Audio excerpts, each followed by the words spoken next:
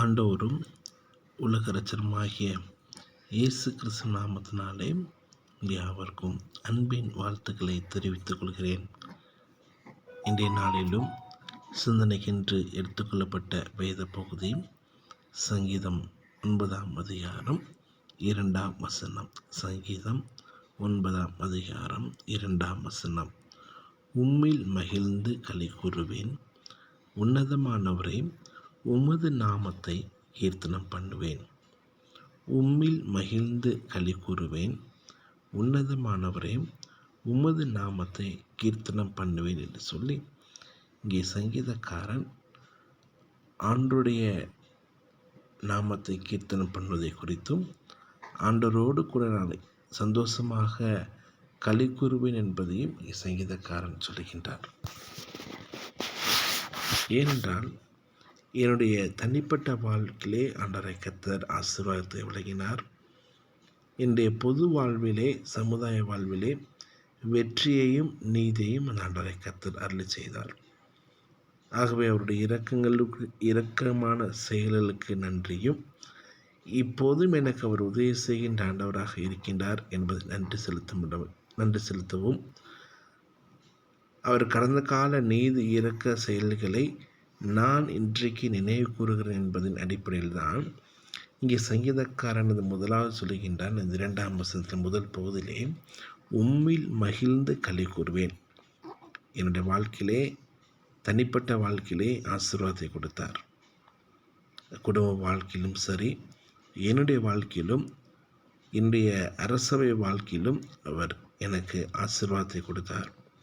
என்னுடைய பொது வாழ்க்கையிலே நான் பழகின்ற மற்ற மக்களிடத்திலும், நான் இருக்கின்ற எல்லா ஸ்தலங்களிலும் எனக்கு வெற்றியையும் நீதியையும் அவர் அருளி செய்தார். அருளி செய்தது மாத்திரமல்ல, அவருடைய இரக்கமான செயல்களுக்கு நான் நன்றி சொல்லுவேன். எனக்கு இப்போதும் என்னுடைய வாழ்க்கையிலே அவர் உதவி செய்கின்ற தேவனாக இருக்கின்றார்.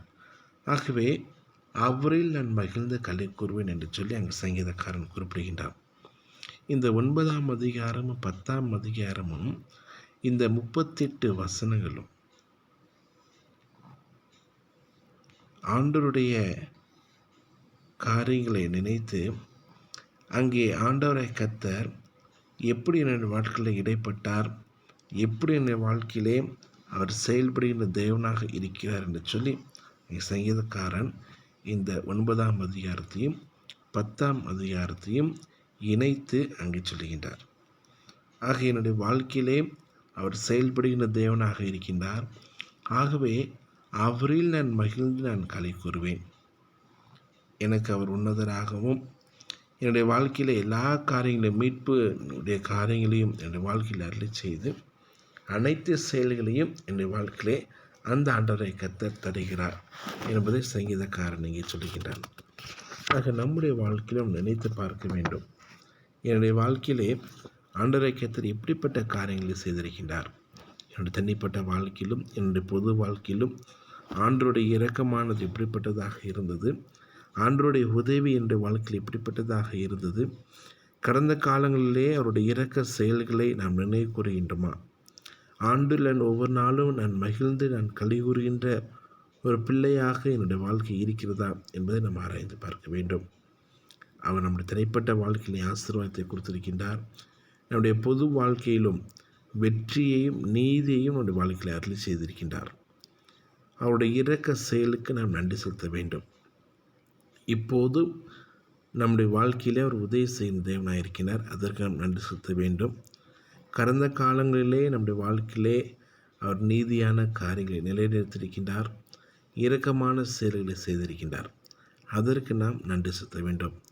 தொடர்ந்து என்னுடைய வாழ்க்கையிலே அவர் உதவுகின்ற தேவனாக இருப்பார் என்று சொல்லி அப்படிப்பட்ட ஒரு விசுவாசத்தோடு, ஆண்டவரே நான் உம்மில் மகிழ்ந்து நான் களி கூறுவேன் என்று சொல்லி ஆண்டவரை கர்த்தர் அவரோடு நான் மகிழ்ந்து களி கூறத்தக்கதான பலனை என்னுடைய வாழ்க்கையில் தருவார் என்ற விசுவாசத்தோடு இந்த புதிய நாளில் நாம் கடந்து செல்வோம். கர்த்தர் இந்த நாளையும் நமக்கு ஆசீர்வதித்து தருவாராக. ஆமேன். தேங்க்யூ. God bless you.